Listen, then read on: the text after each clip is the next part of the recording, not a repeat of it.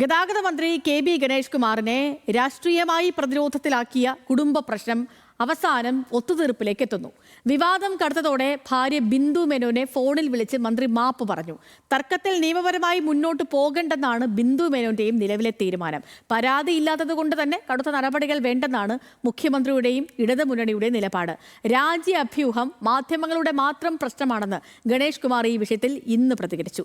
എന്നാൽ ധാർമ്മിക പ്രശ്നം ഉയർത്തി മന്ത്രിയെയും സർക്കാരിനെയും നേരിടാനാണ് പ്രതിപക്ഷത്തിന്റെ തീരുമാനം. വിശദമായൊരു റിപ്പോർട്ടിലേക്ക്.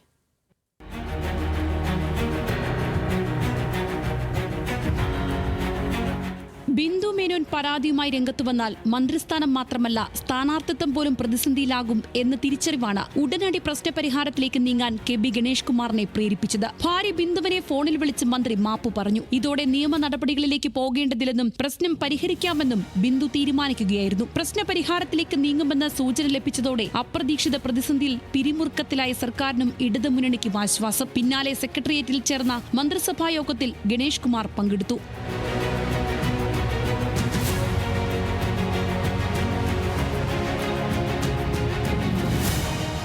വിവാദങ്ങൾക്കിടയിലും കിഴക്കേക്കോട്ട KSRTC ചീഫ് ഓഫീസിൽ ആരംഭിച്ച മെഡിക്കൽ സെന്ററിന്റെയും ഡയാലിസിസ് യൂണിറ്റിന്റെയും ഉദ്ഘാടനം മന്ത്രി നിർവഹിച്ചു. രാജി അഭ്യൂഹം മാധ്യമങ്ങളുടെ മാത്രം പ്രശ്നമെന്നും നാട്ടുകാർക്കോ അത്തരമൊരു പ്രശ്നമില്ലെന്നും ഗണേഷ് കുമാർ. വിരോധിപ്പിക്കാനും വിദ്വേഷിപ്പിക്കാനും എന്റെ ചോര വേണമെങ്കിൽ ഒരു പിച്ചാത്തിയതാ ഞാൻ മുറിച്ചു തരാം, കുടിച്ചോ. അല്ലാതെ വെറുതെ നടന്ന് എന്റെ പുറകെ നടക്കണ്ട. ഞാൻ ഇന്നിപ്പോ ഇതൊന്നും തരാതെ ഞാൻ രാജിവെച്ചു പോകുന്ന ചിലർ വിചാരിച്ചേ, അത് നടന്നില്ല. അങ്ങനെയൊക്കെ ആഗ്രഹിക്കാൻ കൊള്ളാമോ? മന്ത്രിസഭയ്ക്ക് ഇനി 5 ദിവസം 6 ദിവസം കാലം ഇലക്ഷൻ പ്രഖ്യാപിച്ച മന്ത്രിക്ക് ഒരു വിലയില്ല.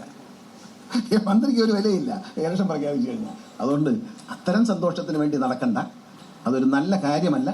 അതുകൊണ്ടാണ് ഞാനിവിടെ ഒന്നും മിണ്ടാത്തത്. എനിക്ക് ആരോടും വിരോധം ഉണ്ടായില്ല. ഞാൻ മാധ്യമപ്രവർത്തകരോട് വളരെ മാന്യമായിട്ടും സ്നേഹമായിട്ട് പെരുമാറുള്ളൂ. പക്ഷേ കഴിഞ്ഞ 2 ദിവസമായിട്ട് എന്നോട് വളരെ മോശമായിട്ടാണ് പെരുമാറുന്നത്. എന്നാൽ ഭാര്യ ഉന്നയിച്ച വിവാദത്തെക്കുറിച്ച് ഗണേഷ് പ്രതികരിച്ചില്ല. തെരഞ്ഞെടുപ്പ് കാലത്തെ വിവാദമെങ്കിലും ഗണേഷ് വിഷയം ഇന്നത്തെ മന്ത്രിസഭായോഗം ചർച്ചയ്ക്കെടുത്തില്ല. അതോടെ രാജിയില്ലെന്ന് ഉറപ്പായി. പരാതിയില്ലാത്തതിനാൽ ഗണേഷിന്റെ രാജി ആവശ്യപ്പെടേണ്ടതില്ലെന്ന് മുഖ്യമന്ത്രിയും നിലപാടെടുത്തു. മന്ത്രിക്കെതിരായ ആരോപണം കുടുംബ പ്രശ്നമെന്നാണ് കൊല്ലം റൂറൽ പോലീസിന്റെ റിപ്പോർട്ട്. 112ലേക്ക് വരുന്ന കോളുകളിൽ കേസെടുക്കാറില്ല. മന്ത്രിയുടെ ഭാര്യയോ വീട്ടിലുണ്ടായിരുന്ന സ്ത്രീയോ പരാതി നൽകിയാൽ കേസെടുക്കാമെന്ന് പോലീസ് അറിയിച്ചു. ഗുരുതര കുറ്റം അറിഞ്ഞിട്ടും മറച്ചുവെച്ചെന്ന് ചൂണ്ടിക്കാട്ടി മുഖ്യമന്ത്രിയുടെ മകൾക്കും മുൻ DGP ശ്രീലേഖയ്ക്കുമെതിരെ youth Congress working president Binu Chulliyil DGPക്ക് പരാതി നൽകി. കുടുംബ പ്രശ്നം ഒത്തുതീർപ്പിലെത്തിയെങ്കിലും ഗണേഷ് മന്ത്രിസ്ഥാനം രാജിവെക്കണമെന്ന നിലപാടിൽ ഉറച്ചു നിൽക്കുകയാണ് പ്രതിപക്ഷം. 2013 ഇതായിരുന്നില്ലല്ലോ.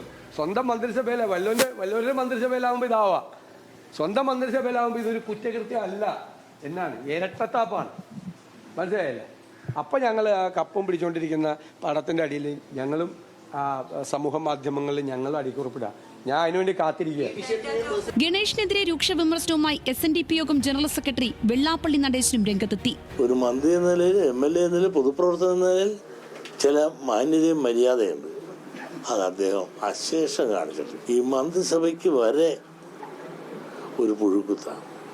പിന്നെ അദ്ദേഹത്തിന് പെണ്ണിനോടും പൊന്നിനോടും ഏറെ ഇഷ്ടമുള്ളതാണ്.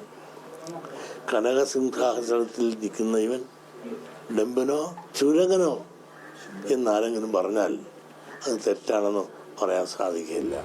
മന്ത്രിയുടെ രാജി ആവശ്യപ്പെട്ട് പ്രതിപക്ഷ സംഘടനകളുടെ പ്രതിഷേധം തുടരുകയാണ്. പത്തനാപുരത്തെ MLA ഓഫീസിലേക്ക് കോൺഗ്രസും യൂത്ത് കോൺഗ്രസും മാർച്ച് നടത്തി.